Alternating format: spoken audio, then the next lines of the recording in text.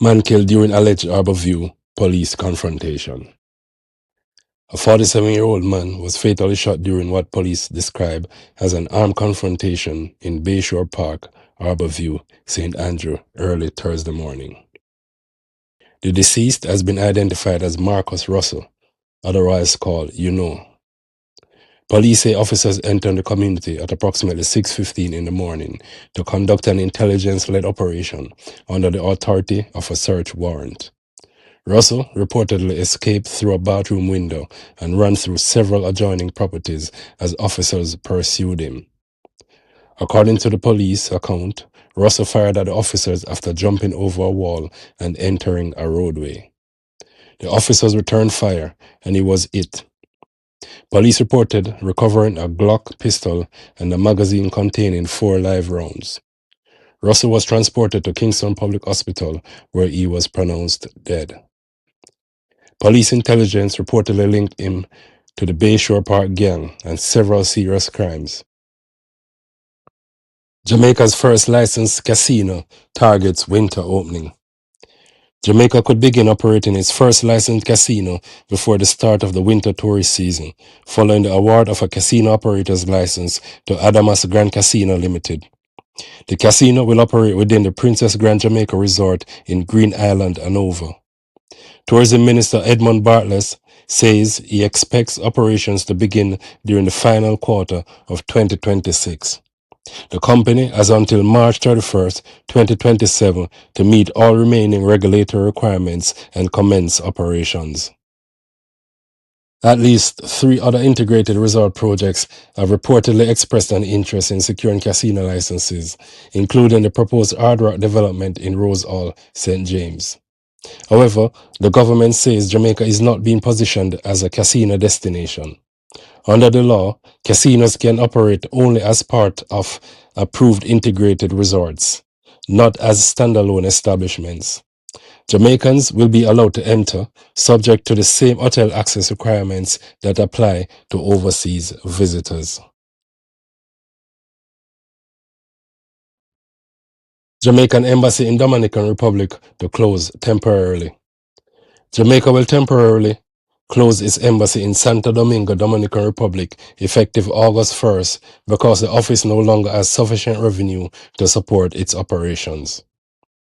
Foreign Affairs Minister Senator Kamina Johnson-Smith says the embassy was historically financed through visa fees rather than the ministry's regular budget. However, Jamaica and the Dominican Republic introduced reciprocal visa-free travel in March 2025, eliminating the revenue stream that previously helped to sustain the diplomatic mission.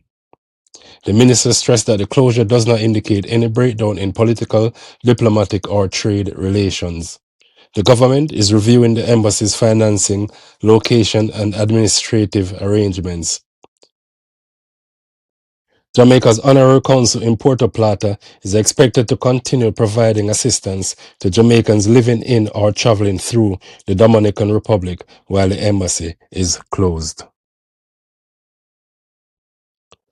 Full data protection enforcement delayed until 2028.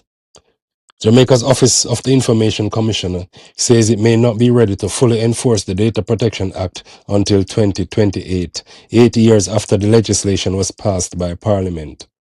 Information Commissioner Celia Barkley told Parliament's Public Accounts Committee that staffing shortages, inadequate technology, and the need for additional training have restricted the regulator's ability to exercise all its legal powers.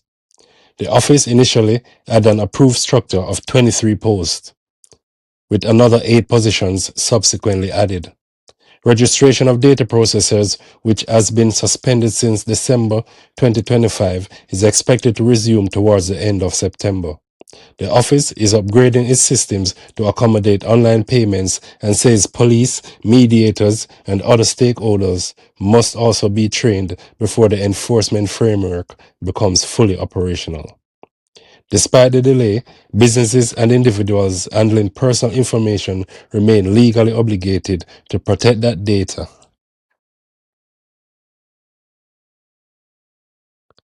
Fiery Clarendon crash pushes road deaths to 185. A 30-year-old carpenter has died following a fiery single-vehicle crash along the Dawkins Penn Main Road in Clarendon. The victim has been identified as Shaquille Campbell of McGilchrist in Tollgate.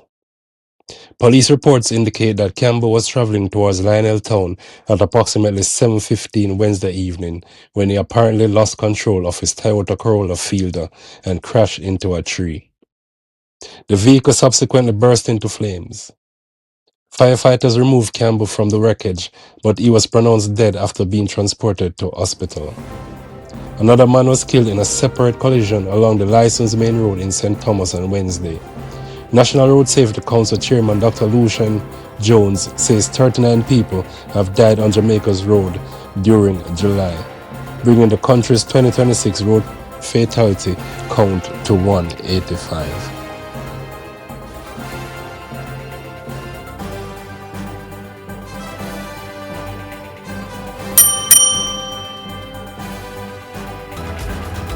Subscribe today, turn on notifications, and never miss the stories that matter most. Jamaica News Now, your Highlands, your news, right now.